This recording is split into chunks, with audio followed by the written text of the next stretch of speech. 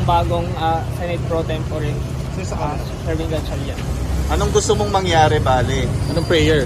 So dito sa prayer lang po natin dito, inaas ko lang po yung Supreme Court kung valid ba yung quorum or hindi. Kasi nagkakagulo pati yung mga tao sa social media, pati iba't ibang mga legal expert nagkakagulo sila. So at least nasa Supreme Court naman yung final say. Anong motivation mo rito? Bakit nag-file? Motivation ko sana maayos yung Senate kasi sila yung nakakapigil ng mga dapat umuso na batas. Tulad for example sa House of Representatives, naipasa rin anti-political dynasty bill.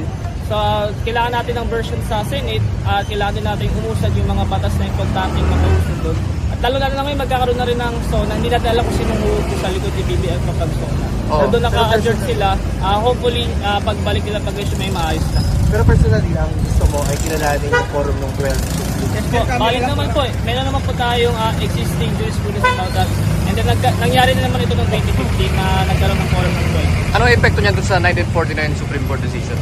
Well, depende po sa Supreme Court kung i-revise nila, i-overturn nila kung magkakaroon sila ng bagong decision. Kasi kagaya ng sa impeachment, yung Francisco ruling, nagkaroon din tayo ng bagong precedent itong Sara Duterte versus House of Representatives. So nasa Supreme Court naman na po yung decision nito. Sa petition mo, may hinihilig ka bang mapanagot?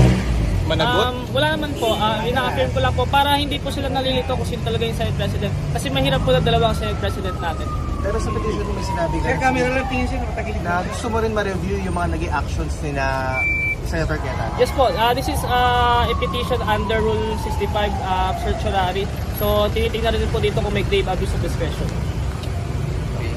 Okay. Sir, pwede ba picture, sir? Thank you.